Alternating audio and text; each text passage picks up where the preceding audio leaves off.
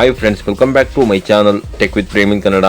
Friends, ದೇಶಾದ್ಯಂತ ಅತ್ಯಂತ ಕಡುಬಡವರಿಗೆ ಆಹಾರ ಭದ್ರತೆ ನೀಡುವ ಮಹತ್ವದ ಉದ್ದೇಶದಿಂದ ಕೇಂದ್ರ ಸರ್ಕಾರ ಜಾರಿಗೊಳಿಸಿರುವ ಮಹತ್ವಾಕಾಂಕ್ಷೆಯ ಯೋಜನೆಯೇ ಅಂತ್ಯೋದಯ ಅನ್ನ ಯೋಜನೆಯಾಗಿರುತ್ತದೆ.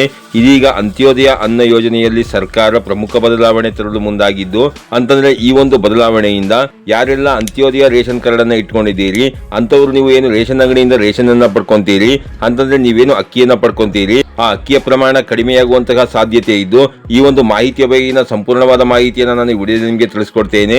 ಅದಕ್ಕಿಂತ ಮುಂಚೆ ನೀವೇನಾದರೂ ನಮ್ಮ ಚಾನಲ್ಗೆ ಹೊಸಬರಾಗಿದ್ರೆ ನಮ್ಮ ಚಾನಲ್ನ ಸಬ್ಸ್ಕ್ರೈಬ್ ಮಾಡಿಕೊಂಡು ಬೆಲ್ ಐಕಾನ್ನ ಕ್ಲಿಕ್ ಮಾಡ್ಕೊಳ್ಳಿ ಫ್ರೆಂಡ್ಸ್. ನಾವು ಹಾಕೋ ಮುಂದಿನ ವಿಡಿಯೋದ ನೋಟಿಫಿಕೇಶನ್ ನಿಮಗೆ ಆ ತಕ್ಷಣ ಬಂದು ಸಿಗುತ್ತೆ ಫ್ರೆಂಡ್ಸ್. ಹೌದು ಫ್ರೆಂಡ್ಸ್, ಪ್ರೆಸೆಂಟ್ ಅಂತ್ಯೋದಯ ಅನ್ನ ಯೋಜನೆಯಡಿಯಲ್ಲಿ ಅಂತ್ಯೋದಯ ರೇಷನ್ ಕಾರ್ಡ್ ಅನ್ನು ಹೊಂದಿರುವಂತಹ ಫಲಾನುಭವಿಗಳಿಗೆ ಕುಟುಂಬ ಸದಸ್ಯರನ್ನು ಲೆಕ್ಕಿಸದೆ ಪ್ರತಿ ತಿಂಗಳು ಒಟ್ಟು 35 ಕೆಜಿ ಅಕ್ಕಿ ವಿತರಣೆಯನ್ನು ಮಾಡಲಾಗ್ತಾ ಇದ್ದು, ಇದೀಗ ರಾಷ್ಟ್ರೀಯ ಆಹಾರ ಭದ್ರತಾ ಕಾಯ್ದೆಯಡಿಯಲ್ಲಿ ತಿದ್ದುಪಡಿ ತರುವ ಮೂಲಕ ಪಡಿತರ ವಿತರಣೆಯನ್ನು ಕಡಿತಗೊಳಿಸಲು ಸರ್ಕಾರ ಚಿಂತಿಸುತ್ತಿದ್ದು, ಈ ನಿಟ್ಟಿನಲ್ಲಿ ಮುಂದಿನ ಹೆಜ್ಜೆ ಇಡಲು ಸಜ್ಜಾಗಿರುವಂತಹ ಕೇಂದ್ರ ಗ್ರಾಹಕ ವ್ಯವಹಾರಗಳು, ಆಹಾರ ಮತ್ತು ಸಾರ್ವಜನಿಕ ವಿತರಣಾ ಸಚಿವಾಲಯವು ಶೀಘ್ರವೇ ಅಧಿಕೃತ ಆದೇಶ ಪ್ರತಿ ಸಿದ್ಧಪಡಿಸುವಂತಹ ನಿರೀಕ್ಷೆ ಇದ್ದು, ಅಂತ್ಯೋದಯ ಅನ್ನ ಯೋಜನೆಯ ಪ್ರಸ್ತುತ ನಿಯಮಗಳ ಪ್ರಕಾರ ಕುಟುಂಬದಲ್ಲಿ ಎಷ್ಟು ಜನ ಸದಸ್ಯರಿದ್ದಾರೆ ಎಂಬುದನ್ನು ಲೆಕ್ಕಿಸದೆ ಅಂತ್ಯೋದಯ ರೇಷನ್ ಕಾರ್ಡ್ ಅನ್ನು ಹೊಂದಿರುವಂತಹ ಪ್ರತಿ ಕುಟುಂಬಕ್ಕೂ ಕೂಡ ಪ್ರತಿ ತಿಂಗಳು 35 ಕೆಜಿ ಅಕ್ಕಿಯನ್ನು ವಿತರಣೆ ಮಾಡಲಾಗ್ತಾ ಇದ್ದು, ಈ ನಿಯಮಕ್ಕೆ ಮೇಜರ್ ಸರ್ಜರಿ ಮಾಡಲು ಮುಂದಾಗಿರುವಂತಹ ಕೇಂದ್ರ ಆಹಾರ ಇಲಾಖೆ ಇನ್ನು ಮುಂದೆ ತಲೆಗಿಷ್ಟು ಎಂಬಂತೆ ಲೆಕ್ಕಾಚಾರದಲ್ಲಿ ಅವರ ಆಹಾರ ಧಾನ್ಯಗಳನ್ನು ಹಂಚಿಕೆ ಮಾಡುವ ಬಗ್ಗೆ ಗಂಭೀರವಾಗಿ ಚಿಂತಿಸುತ್ತಿದ್ದು, ಇದಕ್ಕಾಗಿ ರಾಷ್ಟ್ರೀಯ ಆಹಾರ ಭದ್ರತಾ ಕಾಯ್ದೆ 2013ರಲ್ಲಿ ತಿದ್ದುಪಡಿಯನ್ನು ಮಾಡಲಾಗ್ತಾ ಇದೆ ಫ್ರೆಂಡ್ಸ್. ಅಂತ್ಯೋದಯ ಅನ್ನ ಯೋಜನೆಯ ಹೊಸ ನಿಯಮದಿಂದ ಆಗುವ ಬದಲಾವಣೆಗಳು ಏನು ಅನ್ನೋದನ್ನು ನೋಡೋದಾದರೆ,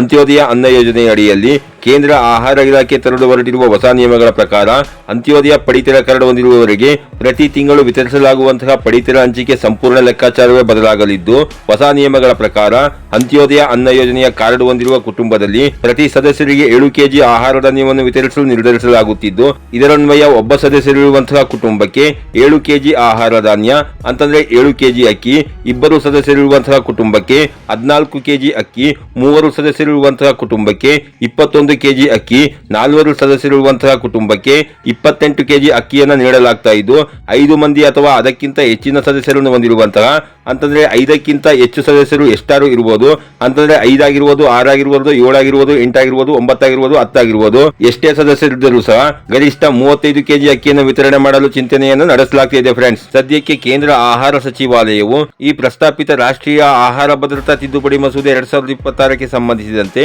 ಸಾರ್ವಜನಿಕರು ತಜ್ಞರಿಂದ ಅಭಿಪ್ರಾಯಗಳನ್ನು ಸಂಗ್ರಹಿಸಲಾಗುತ್ತಿದ್ದು, ಸಾರ್ವಜನಿಕರು ತಮ್ಮ ಅನಿಸಿಕೆಗಳನ್ನು ಸಲ್ಲಿಸಲು ಜುಲೈ 13ರವರೆಗೆ ಕಾಲಾವಕಾಶವನ್ನು ನೀಡಲಾಗಿದ್ದು, ತದನಂತರ ಈ ನಿಯಮ ಅಧಿಕೃತವಾಗಿ ಜಾರಿಗೆ ಬರುವ ಕುರಿತು ಅಂತಿಮ ನಿರ್ಧಾರ ಹೊರಬೀಳಲಿದೆ ಅನ್ನೋ ಒಂದು ಮಾಹಿತಿಯನ್ನು ಅವರು ಕೊಟ್ಟಿರ್ತಾರೆ ಫ್ರೆಂಡ್ಸ್. ಹೌದು ಫ್ರೆಂಡ್ಸ್, ಇದಕ್ಕೆ ಕೇಂದ್ರ ಸರ್ಕಾರದಿಂದ ಅಧಿಕೃತ ಆದೇಶವನ್ನ ಇನ್ನೂ ಸಹ ಹೊರಡಿಸಿಲ್ಲ. ಇದರ ಬಗ್ಗೆ ಅಧಿಕೃತ ಆದೇಶವನ್ನ ಕೇಂದ್ರ ಸರ್ಕಾರವು ಹೊರಡಿಸಿದಾಗ ನಾನು ಖಂಡಿತ ನಿಮಗೆ ವಿಡಿಯೋನ ಅಪ್ಲೋಡ್ ಮಾಡಿ ಮಾಹಿತಿನ ಕೊಡ್ತೇನೆ ಫ್ರೆಂಡ್ಸ್. ಇದಾಗಿತ್ತು ಈ ವಿಡಿಯೋದ ಮಾಹಿತಿ. ಈ ಮಾಹಿತಿ ನಿಮಗೆ ಉಪಯುಕ್ತ ಅನ್ಸಿದ್ರೆ ವಿಡಿಯೋಗೆ ಒಂದು ಲೈಕ್ ಮಾಡಿ, ಕಮೆಂಟ್ ಮಾಡಿ, ಶೇರ್ ಮಾಡಿ. ಹಾಗೆ ನಮ್ಮ ಚಾನಲ್ಗೆ ಹೊಸಬರಾಗಿದ್ರೆ ನಮ್ಮ ಚಾನಲ್ನ ಸಬ್ಸ್ಕ್ರೈಬ್ ಮಾಡಿಕೊಂಡು ಬೆಲ್ ಐಕಾನ್ನ ಕ್ಲಿಕ್ ಮಾಡ್ಕೊಳ್ಳಿ ಫ್ರೆಂಡ್ಸ್. ನಾವು ಹಾಕೋ ಮುಂದಿನ ವಿಡಿಯೋದ ನೋಟಿಫಿಕೇಶನ್ ನಿಮಗೆ ಆ ತಕ್ಷಣ ಬಂದು ಸಿಗುತ್ತೆ ಫ್ರೆಂಡ್ಸ್.